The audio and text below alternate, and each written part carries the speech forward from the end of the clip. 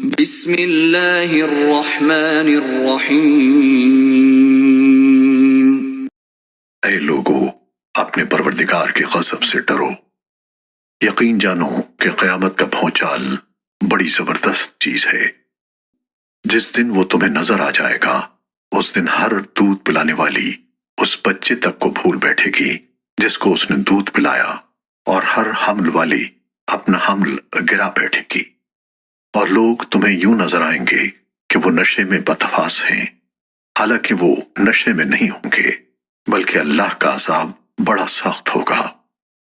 اور لوگوں میں کچھ ایسے ہیں جو اللہ کے بارے میں بے جانے بوجھے جھگڑے کرتے ہیں، اور اس سرکش شیطان کے پیچھے چل کھڑے ہوتے ہیں، جس کے مقدر میں یہ لکھ دیا گیا ہے کہ جو کوئی اسے دوست بنائے گا تو وہ اس کو گمراہ کرے گا اور اسے بھڑکتی دوزخ کے عذاب کی طرف لے جائے گا۔ اے لوگو، اگر تمہیں دوبارہ زندہ ہونے کے بارے میں کچھ شک ہے تو ذرا سوچو کہ ہم نے تمہیں مٹی سے پیدا کیا، پھر نطفے سے، پھر ایک جمے ہوئے خون سے، پھر ایک گوشت کے لوتھڑے سے جو کبھی پورا بن جاتا ہے اور کبھی پورا نہیں بنتا، تاکہ ہم تمہارے لیے تمہاری حقیقت کھول کر بتا دیں، اور ہم تمہیں ماؤں کے پیٹ میں جب تک چاہتے ہیں ایک متعین مدت تک ٹھہرائے رکھتے ہیں، پھر تمہیں ایک بچے کی شکل میں باہر لاتے ہیں، پھر تمہیں پالتے ہیں تاکہ تم اپنی بھرپور عمر تک پہنچ جاؤ، اور تم میں سے بعض وہ ہیں جو پہلے ہی دنیا سے اٹھا لیے جاتے ہیں، اور تمہیں میں سے بعض وہ ہوتے ہیں جن کو بدترین عمر یعنی انتہائی بڑھاپے تک لوٹا دیا جاتا ہے، یہاں تک کہ وہ سب کچھ جاننے کے بعد بھی کچھ نہیں جانتے۔ اور تم دیکھتے ہو کہ زمین مرجھائی ہوئی پڑی ہے، پھر جب ہم اس پر پانی برساتے ہیں تو وہ حرکت میں آتی ہے، اس میں بڑھوتری ہوتی ہے، اور وہ ہر قسم کی خوشنما چیزیں اگاتی ہے۔ یہ سب کچھ اس وجہ سے ہے کہ اللہ ہی کا وجود برحق ہے، اور وہی بے جانوں میں جان ڈالتا ہے، اور وہ ہر چیز پر مکمل قدرت رکھتا ہے۔ اور اس لیے کہ قیامت کی گھڑی آنے والی ہے جس میں کوئی شک نہیں ہے، اور اس لیے کہ اللہ ان سب لوگوں کو دوبارہ زندہ کرے گا جو قبروں میں ہیں۔ اور لوگوں میں کچھ ایسے ہیں جو اللہ کے بارے میں جھگڑے کرتے ہیں، حالانکہ ان کے پاس نہ کوئی علم ہے، نہ ہدایت، اور نہ کوئی روشنی دینے والی کتاب۔ وہ تکبر سے اپنا پہلو اکڑائے ہوئے ہیں تاکہ دوسروں کو بھی اللہ کے راستے سے گمراہ کریں۔ ایسے ہی شخص کے لیے دنیا میں رسوائی ہے، اور قیامت کے دن ہم اسے جلتی ہوئی آگ کا مزہ چکھائیں گے کہ یہ سب کچھ تیرے اس کرتوت کا بدلہ ہے جو تو نے اپنے ہاتھوں سے آگے بھیجا تھا، اور یہ بات طے ہے کہ اللہ بندوں پر ظلم ڈھانے والا نہیں ہے۔ اور لوگوں میں وہ شخص بھی ہے جو ایک کنارے پر رہ کر اللہ کی عبادت کرتا ہے، چنانچہ اگر اسے دنیا میں کوئی فائدہ پہنچ گیا تو وہ اس سے مطمئن ہو جاتا ہے، اور اگر اسے کوئی آزمائش پیش آ گئی تو وہ منہ موڑ کر پھر کفر کی طرف چل دیتا ہے۔ ایسے شخص نے دنیا بھی کھوئی اور آخرت بھی، یہی تو کھلا ہوا گھاٹا ہے۔ وہ اللہ کو چھوڑ کر ان کی عبادت کرتا ہے جو نہ اسے نقصان پہنچا سکتے ہیں نہ کوئی فائدہ دے سکتے ہیں، یہی تو پرلے درجے کی گمراہی ہے۔ یہ ایسے جھوٹے خدا کو پکارتے ہیں جس کا نقصان اس کے فائدے سے زیادہ قریب ہے۔ ایسا مددگار بھی کتنا برا ہے، اور ایسا ساتھی بھی کتنا برا۔ جو لوگ ایمان لائے ہیں اور انہوں نے نیک عمل کیے ہیں، اللہ یقیناً ان کو ایسے باغات میں داخل کرے گا جن کے نیچے نہریں بہتی ہوں گی۔ یقیناً اللہ ہر وہ کام کرتا ہے جس کا ارادہ کر لیتا ہے۔ جو شخص یہ سمجھتا تھا کہ اللہ دنیا اور آخرت میں اس پیغمبر کی مدد نہیں کرے گا تو وہ آسمان تک ایک رسی تان کر رابطہ کاٹ ڈالے، پھر دیکھے کہ کیا اس کی یہ تدبیر اس کی جھنجھلاہٹ دور کر سکتی ہے۔ اور ہم نے اس قرآن کو کھلی کھلی نشانیوں کی صورت میں اسی طرح اتارا ہے، اور اللہ جس کو چاہتا ہے ہدایت دیتا ہے۔ بلا شبہ مومن ہوں یا یہودی، سابی ہوں یا نصرانی اور مجوسی، یا وہ جنہوں نے شرک اختیار کیا ہے، اللہ قیامت کے دن ان سب کے درمیان فیصلہ کرے گا۔ یقیناً اللہ ہر چیز کا گواہ ہے۔ کیا تم نے نہیں دیکھا کہ اللہ کے آگے وہ سب سجدہ کرتے ہیں جو آسمانوں میں ہیں اور وہ سب جو زمین میں ہیں، نیز سورج اور چاند اور ستارے اور پہاڑ اور درخت اور جانور اور بہت سے انسان بھی اور بہت سے ایسے بھی ہیں جن پر عذاب طے ہو چکا ہے، اور جسے اللہ ذلیل کر دے کوئی نہیں ہے جو اسے عزت دے سکے۔ یقیناً اللہ وہی کرتا ہے جو چاہتا ہے۔ یہ مومن اور کافر دو فریق ہیں جنہوں نے اپنے پروردگار کے بارے میں ایک دوسرے سے جھگڑا کیا ہے۔ اب اس کا فیصلہ اس طرح ہوگا کہ جن لوگوں نے کفر اپنایا ہے ان کے لیے آگ کے کپڑے تراشے جائیں گے، ان کے سروں کے اوپر سے کھولتا ہوا پانی چھوڑا جائے گا جس سے ان کے پیٹ کے اندر کی چیزیں اور کھالیں گل جائیں گی، اور ان کے لیے لوہے کے ہتھوڑے ہوں گے۔ جب کبھی تکلیف سے تنگ آ کر وہ اس سے نکلنا چاہیں گے تو انہیں پھر اسی میں لوٹا دیا جائے گا کہ چکھو جلتی آگ کا مزہ۔ دوسری طرف جو لوگ ایمان لائے ہیں اور جنہوں نے نیک کام کیے ہیں، اللہ ان کو ایسی جنتوں میں داخل کرے گا جن کے نیچے سے نہریں بہتی ہوں گی، جہاں انہیں سونے کے کنگنوں اور موتیوں سے سجایا جائے گا اور جہاں ان کا لباس ریشم ہوگا۔ اور وجہ یہ ہے کہ ان لوگوں کی رسائی پاکیزہ بات یعنی کلمہ توحید تک ہو گئی تھی، اور وہ اس خدا کے راستے تک پہنچ گئے تھے جو ہر تعریف کا مستحق ہے۔ بے شک وہ لوگ سزا کے لائق ہیں جنہوں نے کفر اپنا لیا ہے اور جو دوسروں کو اللہ کے راستے سے اور اس مسجد حرام سے روکتے ہیں جسے ہم نے لوگوں کے لیے ایسا بنایا ہے کہ اس میں وہاں کے باشندے اور باہر سے آنے والے سب برابر ہیں، اور جو کوئی شخص اس میں ظلم کر کے ٹیڑھی راہ نکالے گا ہم اسے دردناک عذاب کا مزہ چکھائیں گے۔ اور یاد کرو وہ وقت جب ہم نے ابراہیم کو اس گھر یعنی خانہ کعبہ کی جگہ بتا دی تھی اور یہ ہدایت دی تھی کہ میرے ساتھ کسی کو شریک نہ ٹھہرانا، اور میرے گھر کو ان لوگوں کے لیے پاک رکھنا جو یہاں طواف کریں اور عبادت کے لیے کھڑے ہوں اور رکوع سجدے بجا لائیں، اور لوگوں میں حج کا اعلان کر دو کہ وہ تمہارے پاس پیدل آئیں اور دور دراز کے راستوں سے سفر کرنے والی ان اونٹنیوں پر سوار ہو کر آئیں جو لمبے سفر سے دبلی ہو گئی ہوں، تاکہ وہ ان فوائد کو آنکھوں سے دیکھیں جو ان کے لیے رکھے گئے ہیں، اور متعین دنوں میں ان چوپایوں پر اللہ کا نام لیں جو اللہ نے انہیں عطا کیے ہیں۔ چنانچہ مسلمانوں ان جانوروں میں سے خود بھی کھاؤ اور تنگ دست محتاج کو بھی کھلاؤ۔ پھر حج کرنے والے لوگوں کو چاہیے کہ وہ اپنا میل کچیل دور کریں اور اپنی منتیں پوری کریں اور اس بیت عتیق کا طواف کریں۔ یہ ساری باتیں یاد رکھو، اور جو شخص ان چیزوں کی تعظیم کرے گا جن کو اللہ نے حرمت دی ہے تو اس کے حق میں یہ عمل اس کے پروردگار کے نزدیک بہت بہتر ہے۔ سارے مویشی تمہارے لیے حلال کر دیے گئے ہیں سوائے ان جانوروں کے جن کی تفصیل تمہیں پڑھ کر سنا دی گئی ہے، لہٰذا بتوں کی گندگی سے اور جھوٹی بات سے اس طرح بچ کر رہو کہ تم یکسوئی کے ساتھ اللہ کی طرف رخ کیے ہوئے ہو، اس کے ساتھ کسی کو شریک نہ مانتے ہو، اور جو شخص اللہ کے ساتھ کسی کو شریک ٹھہرائے تو گویا وہ آسمان سے گر پڑا، پھر یا تو پرندے اسے اچک لے جائیں یا ہوا اسے کہیں دور دراز کی جگہ لا پھینکے۔ یہ ساری باتیں یاد رکھو، اور جو شخص اللہ کے شعائر کی تعظیم کرے تو یہ بات دلوں کے تقویٰ سے حاصل ہوتی ہے۔ تمہیں ایک معین وقت تک ان جانوروں سے فوائد حاصل کرنے کا حق ہے، پھر ان کے حلال ہونے کی منزل اسی قدیم گھر یعنی خانہ کعبہ کے آس پاس ہے۔ اور ہم نے ہر امت کے لیے قربانی اس غرض کے لیے مقرر کی ہے کہ وہ ان مویشیوں پر اللہ کا نام لیں جو اللہ نے انہیں عطا فرمائے ہیں، لہٰذا تمہارا خدا بس ایک ہی خدا ہے، چنانچہ تم اسی کی فرما برداری کرو اور خوشخبری سنا دو ان لوگوں کو جن کے دل اللہ کے آگے جھکے ہوئے ہیں، جن کا حال یہ ہے کہ جب ان کے سامنے اللہ کا ذکر کیا جاتا ہے تو ان کے دلوں پر رعب طاری ہو جاتا ہے، اور جو اپنے اوپر پڑنے والی ہر مصیبت پر صبر کرنے والے ہیں اور نماز کو قائم کرنے والے ہیں، اور جو رزق ہم نے انہیں دیا ہے اس میں سے اللہ کے راستے میں خرچ کرتے ہیں۔ اور قربانی کے اونٹ اور گائے کو ہم نے تمہارے لیے اللہ کے شعائر میں شامل کیا ہے، تمہارے لیے ان میں بھلائی ہے۔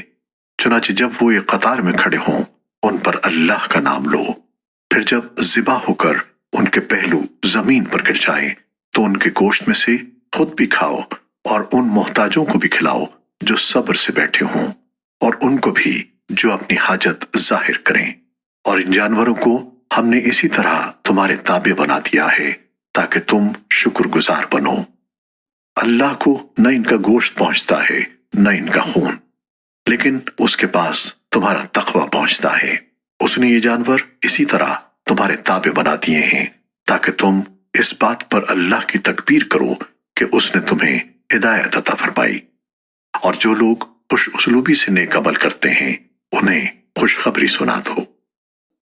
بے شک اللہ ان لوگوں کا دفاع کرے گا جو ایمان لے آئے ہیں۔ یقین جانو کہ اللہ کسی دغاباز ناشکرے کو پسند نہیں کرتا۔ جن لوگوں سے جنگ کی جا رہی ہے انہیں اجازت دی جاتی ہے کہ وہ اپنے دفاع میں لڑیں، کیونکہ ان پر ظلم کیا گیا ہے۔ اور یقین رکھو کہ اللہ ان کو فتح دلانے پر پوری طرح قادر ہے۔ یہ وہ لوگ ہیں جنہیں صرف اتنی بات پر اپنے گھروں سے ناحق نکالا گیا ہے کہ انہوں نے یہ کہا تھا کہ ہمارا پروردگار اللہ ہے، اور اگر اللہ لوگوں کے ایک گروہ کے شر کو دوسرے کے ذریعے دفع نہ کرتا رہتا تو خانقاہیں اور کلیسا اور عبادت گاہیں اور مسجدیں جن میں اللہ کا کثرت سے ذکر کیا جاتا ہے سب مسمار کر دی جاتی۔ اور اللہ ضرور ان لوگوں کی مدد کرے گا جو اس کے دین کی مدد کریں گے۔ بلا شبہ اللہ بڑی قوت والا، بڑے اقتدار والا ہے۔ یہ ایسے لوگ ہیں کہ اگر ہم انہیں زمین میں اقتدار بخشیں تو وہ نماز قائم کریں اور زکوٰۃ ادا کریں اور لوگوں کو نیکی کی تاکید کریں اور برائی سے روکیں، اور تمام کاموں کا انجام اللہ ہی کے قبضے میں ہے۔ اور اے پیغمبر، اگر یہ لوگ تمہیں جھٹلاتے ہیں تو ان سے پہلے نوح کی قوم اور عاد و سمود کی قومیں بھی اپنے اپنے پیغمبروں کو جھٹلا چکی ہیں، نیز ابراہیم کی قوم اور لوط کی قوم اور مدین کے لوگ بھی، اور موسیٰ کو بھی جھٹلایا گیا تھا۔ چنانچہ ان کافروں کو میں نے کچھ ڈھیل دی، پھر انہیں پکڑ میں لے لیا۔ اب دیکھ لو کہ میری پکڑ کیسی تھی۔ غرض کتنی بستیاں تھیں جن کو ہم نے اس وقت ہلاک کیا جب وہ ظلم کر رہی تھیں، چنانچہ وہ اپنی چھتوں کے بل گری پڑی ہیں، اور کتنے ہی کنویں جو اب بیکار ہوئے پڑے ہیں، اور کتنے پکے بنے ہوئے محل جو کھنڈر بن چکے ہیں۔ تو کیا یہ لوگ زمین میں چلے پھرے نہیں ہیں جس سے انہیں وہ دل حاصل ہوتے جو انہیں سمجھ دے سکتے، یا ایسے کان حاصل ہوتے جس سے وہ سن سکتے؟ حقیقت یہ ہے کہ آنکھیں اندھی نہیں ہوتی بلکہ وہ دل اندھے ہو جاتے ہیں جو سینوں کے اندر ہیں۔ اور یہ لوگ تم سے عذاب جلدی لانے کا مطالبہ کرتے ہیں، حالانکہ اللہ اپنے وعدے کی ہرگز خلاف ورزی نہیں کرے گا۔ اور یقین جانو کہ تمہارے رب کے یہاں کا ایک دن تمہاری گنتی کے مطابق 1000 سال کی طرح کا ہوتا ہے۔ اور کتنی ہی بستیاں ایسی تھیں جنہیں میں نے مہلت دی تھی اور وہ ظلم کرتی رہیں، پھر میں نے انہیں پکڑ میں لے لیا، اور سب کو آخر کار میرے پاس ہی لوٹنا ہوگا۔ اے پیغمبر، کہہ دو کہ اے لوگو، میں تو تمہیں وضاحت کے ساتھ خبردار کرنے والا ہوں۔ پھر جو لوگ ایمان لے آئے اور نیک عمل کرنے لگے تو ان کے لیے مغفرت ہے اور باعزت رزق ہے۔ اور جن لوگوں نے ہماری نشانیوں کو نیچا دکھانے کے لیے دوڑ دھوپ کی ہے تو وہ دوزخ کے باسی ہیں۔ اور اے پیغمبر، تم سے پہلے ہم نے جب بھی کوئی رسول یا نبی بھیجا تو اس کے ساتھ یہ واقعہ ضرور ہوا کہ جب اس نے اللہ کا کلام پڑھا تو شیطان نے اس کے پڑھنے کے ساتھ ہی کفار کے دلوں میں کوئی رکاوٹ ڈال دی۔ پھر جو رکاوٹ شیطان ڈالتا ہے اللہ اسے دور کر دیتا ہے، پھر اپنی آیتوں کو زیادہ مضبوط کر دیتا ہے، اور اللہ بڑے علم کا، بڑی حکمت کا مالک ہے۔ یہ شیطان نے رکاوٹ اس لیے ڈالی تاکہ جو رکاوٹ شیطان نے ڈالی تھی اللہ اسے ان لوگوں کے لیے فتنہ بنا دے جن کے دلوں میں روگ ہے اور جن کے دل سخت ہیں۔ اور یقین جانو کہ یہ ظالم لوگ مخالفت میں بہت دور چلے گئے ہیں، اور اس رکاوٹ کو اللہ تعالیٰ نے اس لیے دور کیا تاکہ جن لوگوں کو علم عطا ہوا ہے وہ جان لیں کہ یہی کلام پر حق ہے جو تمہارے پروردگار کی طرف سے آیا ہے، پھر وہ اس پر ایمان لائیں اور ان کے دل اس کے آگے جھک جائیں، اور یقین رکھو کہ اللہ ایمان والوں کو سیدھے راستے کی ہدایت دینے والا ہے۔ اور جن لوگوں نے کفر اپنا لیا ہے وہ اس کلام کی طرف سے برابر شک ہی میں پڑے رہیں گے، یہاں تک کہ ان پر اچانک قیامت آ جائے یا ایسے دن کا عذاب ان تک آ پہنچے جو ان کے لیے کسی بھلائی کو جنم دینے کی صلاحیت سے خالی ہوگا۔ بادشاہی اس دن اللہ کی ہوگی، وہ ان کے درمیان فیصلہ کرے گا۔ چنانچہ جو لوگ ایمان لائے ہیں اور انہوں نے نیک عمل کیے ہیں وہ نعمتوں کے باغات میں ہوں گے، اور جن لوگوں نے کفر اپنا لیا ہے اور ہماری آیتوں کو جھٹلایا ہے تو ایسے لوگوں کے لیے ذلت والا عذاب ہوگا۔ اور جن لوگوں نے اللہ کے راستے میں ہجرت کی پھر قتل کر دیے گئے یا ان کا انتقال ہو گیا تو اللہ انہیں ضرور اچھا رزق دے گا، اور یقین رکھو کہ اللہ ہی بہترین رزق دینے والا ہے۔ وہ انہیں ضرور ایسی جگہ پہنچائے گا جس سے وہ خوش ہو جائیں گے، اور اللہ یقیناً ہر بات جاننے والا بڑا بردبار ہے۔ یہ بات تو طے ہے، اور آگے یہ بھی سن لو کہ جس شخص نے کسی کو بدلے میں اتنی ہی تکلیف پہنچائی جتنی اس کو پہنچائی گئی تھی، اس کے بعد پھر اس سے زیادتی کی گئی تو اللہ اس کی ضرور مدد کرے گا۔ یقین رکھو کہ اللہ بہت معاف کرنے والا، بہت بخشنے والا ہے۔ یہ اس لیے کہ اللہ کی قدرت اتنی بڑی ہے کہ وہ رات کو دن میں داخل کر دیتا ہے اور دن کو رات میں داخل کر دیتا ہے، اور اس لیے کہ اللہ ہر بات سنتا، ہر چیز دیکھتا ہے۔ یہ اس لیے کہ اللہ ہی حق ہے، اور یہ لوگ اسے چھوڑ کر جن چیزوں کی عبادت کرتے ہیں وہ سب باطل ہیں، اور اللہ ہی وہ ہے جس کی شان بھی اونچی ہے، رتبہ بھی بڑھا۔ کیا تم نے نہیں دیکھا کہ اللہ نے آسمان سے پانی اتارا جس سے زمین سرسبز ہو جاتی ہے؟ حقیقت یہ ہے کہ اللہ بڑا مہربان، ہر بات سے باخبر ہے۔ جو کچھ آسمانوں میں ہے اور جو کچھ زمین میں ہے سب اسی کا ہے، اور یقین رکھو کہ اللہ ہی وہ ذات ہے جو سب سے بے نیاز ہے، بذات خود قابل تعریف۔ کیا تم نے نہیں دیکھا کہ اللہ نے زمین کی ساری چیزیں تمہارے کام میں لگا رکھی ہیں، اور وہ کشتیاں بھی جو اس کے حکم سے سمندر میں چلتی ہیں، اور اس نے آسمان کو اس طرح تھام رکھا ہے کہ وہ اس کی اجازت کے بغیر زمین پر نہیں گر سکتا۔ حقیقت یہ ہے کہ اللہ لوگوں کے ساتھ شفقت کا برتاؤ کرنے والا بڑا مہربان ہے، اور وہی ہے جس نے تمہیں زندگی دی، پھر وہ تمہیں موت دے گا، پھر تمہیں زندہ کرے گا۔ واقعی انسان بڑا ناشکرا ہے۔ ہم نے ہر امت کے لوگوں کے لیے عبادت کا ایک طریقہ مقرر کیا ہے جس کے مطابق وہ عبادت کرتے ہیں، لہذا اے پیغمبر لوگوں کو تم سے اس معاملے میں جھگڑا نہیں کرنا چاہیے، اور تم اپنے پروردگار کی طرف دعوت دیتے رہو، تم یقیناً سیدھے راستے پر ہو۔ اور اگر وہ تم سے جھگڑیں تو کہہ دو کہ جو کچھ تم کر رہے ہو اللہ اسے خوب جانتا ہے۔ اللہ قیامت کے دن تمہارے درمیان ان باتوں کا فیصلہ کرے گا جن میں تم اختلاف کیا کرتے تھے۔ کیا تم نہیں جانتے کہ آسمان اور زمین کی تمام چیزیں اللہ کے علم میں ہیں؟ یہ سب باتیں ایک کتاب میں محفوظ ہیں۔ بے شک یہ سارے کام اللہ کے لیے بہت آسان ہیں، اور یہ لوگ اللہ کو چھوڑ کر ان چیزوں کی عبادت کرتے ہیں جن کے معبود ہونے کی اللہ نے کوئی دلیل نازل نہیں کی، اور خود ان لوگوں کو بھی اس کے بارے میں کوئی علم حاصل نہیں، اور ان ظالموں کا آخرت میں کوئی مددگار نہیں ہوگا۔ اور جب ان کو ہماری آیتیں اپنی پوری وضاحتوں کے ساتھ پڑھ کر سنائی جاتی ہیں تو تم ان کافروں کے چہروں پر ناگواری کے اثرات صاف پہچان لیتے ہو۔ ایسا لگتا ہے کہ یہ ان لوگوں پر حملہ کر دیں گے جو انہیں ہماری آیتیں پڑھ کر سنا رہے ہیں۔ کہہ دو کہ لوگوں کیا میں تمہیں ایسی چیز بتلا دوں جو اس سے زیادہ ناگوار ہے؟ آگ۔ اللہ نے کافروں سے اس کا وعدہ کر رکھا ہے اور وہ بہت برا ٹھکانہ ہے۔ لوگوں، ایک مثال بیان کی جا رہی ہے، اب اسے کان لگا کر سنو۔ تم لوگ اللہ کو چھوڑ کر جن جن کو دعا کے لیے پکارتے ہو وہ ایک مکھی بھی پیدا نہیں کر سکتے، چاہے اس کام کے لیے سب کے سب اکٹھے ہو جائیں۔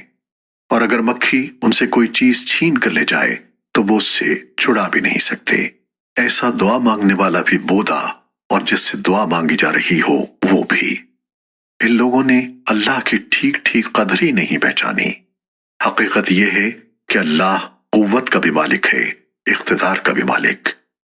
اللہ فرشتوں میں سے بھی اپنا پیغام پہنچانے والے منتخب کرتا ہے اور انسانوں میں سے بھی۔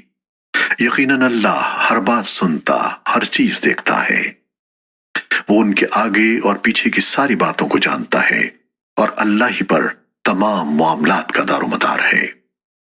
اے ایمان والو، رکوع کرو اور سجدہ کرو اور اپنے پروردگار کی بندگی کرو اور بھلائی کے کام کرو تاکہ تمہیں فلاح حاصل ہو۔ اور اللہ کے راستے میں جہاد کرو جیسا کہ جہاد کا حق ہے۔ اس نے تمہیں اپنے دین کے لیے منتخب کر لیا ہے اور تم پر دین کے معاملے میں کوئی تنگی نہیں رکھی۔ اپنے باپ ابراہیم کے دین کو مضبوطی سے تھام لو۔ اس نے پہلے بھی تمہارا نام مسلم رکھا تھا اور اس قرآن میں بھی، تاکہ یہ رسول تمہارے لیے گواہ بنے اور تم دوسرے لوگوں کے لیے گواہ بنو۔ لہذا نماز قائم کرو اور زکوٰۃ ادا کرو اور اللہ کو مضبوطی سے تھامے رکھو، وہ تمہارا رکھوالا ہے۔ دیکھو کتنا اچھا رکھوالا اور کتنا اچھا مددگار۔